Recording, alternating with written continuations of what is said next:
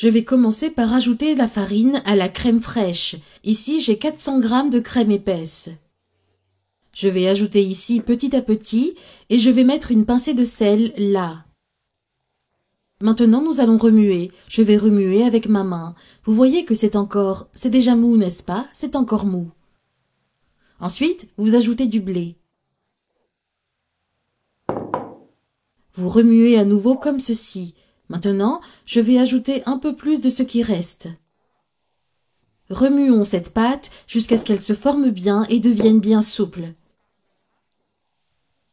Vous voyez, je vais continuer à remuer la pâte jusqu'à ce qu'elle devienne comme ça. Lisse, vraiment lisse. Je l'ai faite dans le bol, mais si vous voulez la mettre sur le comptoir et la pétrir, vous pouvez le faire aussi. Maintenant, je vais mettre le bol de côté. Je vais prendre un morceau ici. Je vais presser un peu la pâte pour qu'elle s'ouvre un peu, d'accord? Je vais l'ouvrir avec un rouleau à pâtisserie. Vous voyez qu'elle est très lisse. Je viens ici avec un peu de blé.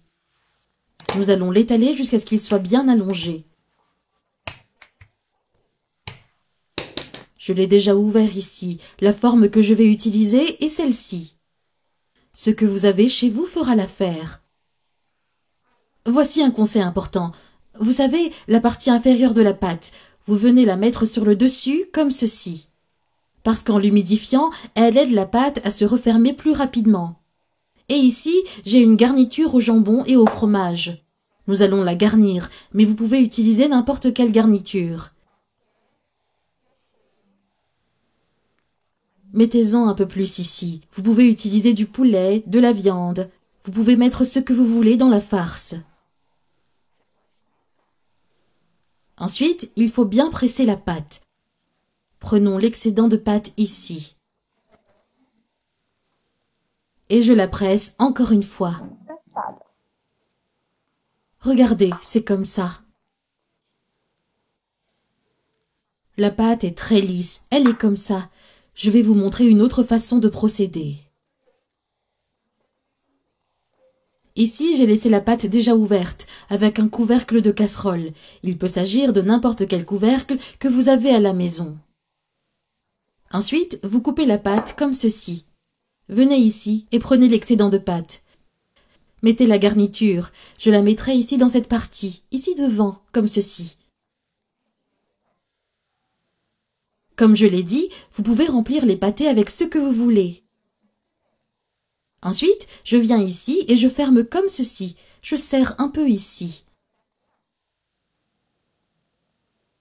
Sur les côtés où nous avons fermé la pâte, et à l'aide de la fourchette, je la ferme comme ceci. Ensuite, on se retourne de l'autre côté et on fait la même chose. Nous voilà donc avec l'huile déjà chaude. Je vais ajouter d'abord 2 de notre préparation ici, une ronde et une autre comme ceci. Nous allons bien les faire frire. Quand elles sont dorées de l'autre côté, vous les retournez. Je les retourne ici. Quand ils commencent à dorer uniformément, vous voyez qu'elle est très dorée. Vous retournez l'autre côté et vous la faites frire de façon à ce que la pâte soit très sèche. Puis je la retourne à nouveau. Elle a bien frit de l'autre côté. Regarde comme c'est fait. Elle est pleine de petites boules. Je vais l'ouvrir pour que vous puissiez voir comme elle est bien remplie.